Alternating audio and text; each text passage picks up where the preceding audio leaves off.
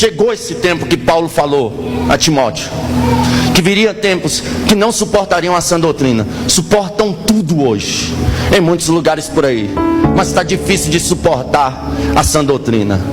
Você vai pregar em congressos aí, suportam 3 horas de cânticos, 200 conjuntos cantando. Há uma obrigação de ouvir todos os conjuntos que visitam a igreja. Aí ouve 200 conjuntos, coloca mais a equipe de louvor, coloca mais o jogral, coloca mais a peça, coloca mais a dança.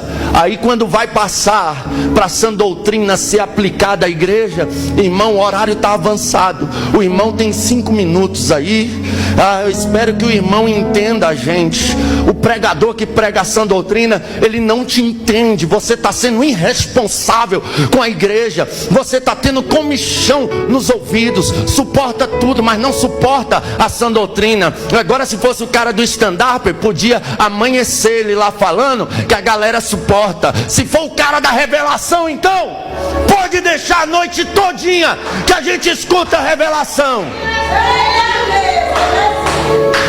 Porque nunca se viu um povo tão viciado em revelação. Mas quando se fala de sã doutrina, aí esse povo aí vive desviando. Desviou por quê? Deus falou e não cumpriu. Que Deus? Que Deus? O meu fala e se cumpre. Mas eu não vigiei, não era para me ter contado o meu sonho, irmão.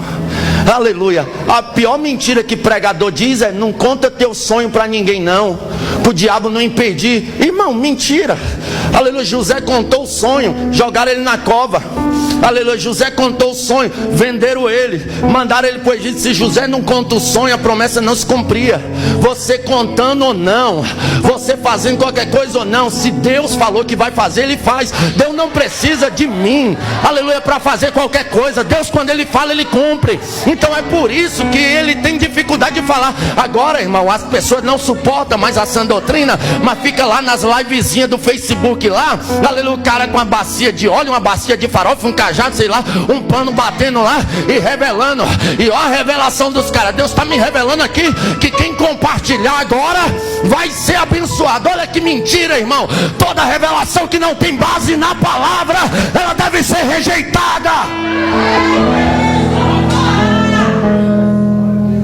Pregador, você não crê em revelação? Creio.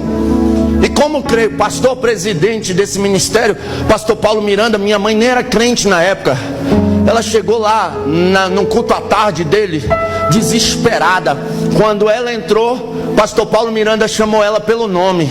Falou: olha, lá na tua casa está uma situação de desespero, mas ainda hoje, era 3 horas da tarde quando ela entrou lá. Ele disse: ainda hoje Deus abre a porta de emprego para você. Quando ela chegou em casa, ligaram para ela ir trabalhar. Então revelações tem, revelações acontece. Eu sou fruto de uma revelação. Eu tinha 15 anos de idade, estava totalmente perdido, aleluia, no mundo das drogas. Eu tenho uma vergonha, irmão, do meu passado. Quando eu olho para o meu passado, parece que não era eu. Aí eu entendo que a Bíblia diz que em Cristo a gente nasce de novo.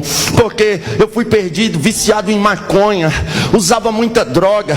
Aí o que acontece? Nós morávamos em Águas Lindas de Goiás, no recreio da barragem, aleluia, e todo mundo conhecia a gente lá. Muita gente lembra dessa situação. A gente morava num barraquinho pequeno que só tinha um banheiro. Ali uma situação de miséria total, porque minha mãe foi abandonada pelo meu pai com 7 filhos. Pense, a mais nova tinha meses de idade. Aleluia. Pense para uma mulher trabalhar numa situação dessa.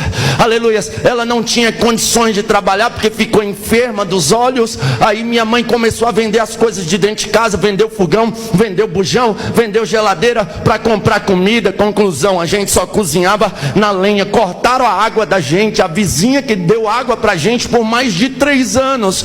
Pode ir lá, irmão, aleluia, que tenho várias testemunhas disso. Cortaram a luz da gente. A gente vivia comprando vela. Quando não tinha vela, ficava no escuro. Pense numa situação de miséria total. E eu viciado em drogas. Uma vez, eu e mais 2 amigos fumamos um baseado de maconha, sentamos no murinho da minha casa e estamos lá. Aí era 3 horas da tarde mais ou menos. Aí vem 3 jovens vestidos de terno no sol rachando. E aqueles jovens, irmãos, eram pentecostais até o tutano. Aleluia. Eu e mais os 2 sentados no murinho, doidão de maconha. De repente aqueles jovens param em frente à minha casa e começam a fazer isso aqui, irmão. irmão. Pense no negócio. E eles pulavam assim, e pulavam, e sapateavam, e começaram a falar línguas estranhas. Pense isso para 3 jovens doidão de maconha que não conhecia nada do poder de Deus. O meu amigo olhou assim e falou: vixe, os caras tão doidão, mas doidão quem tava era nós. E os caras sapateando, pulando, marchando. Aí eles pegaram um na mão do outro, começaram a falar em línguas. O do meio começou a falar em línguas mais altas. Quando ele começou a falar em línguas mais altas, ele apontou para o meu barraco. Ele disse: hoje essa casa está em ruína, hoje essa casa está em miséria, mas de dentro dessa casa Deus vai levantar pregador, de dentro dessa casa Deus vai levantar profeta, de dentro dessa então quando Deus fala, Ele cumpre. Eu não sei aonde estão aqueles profetas, mas a profecia está pregando aqui hoje. Quem acredita, levanta a mão da glória.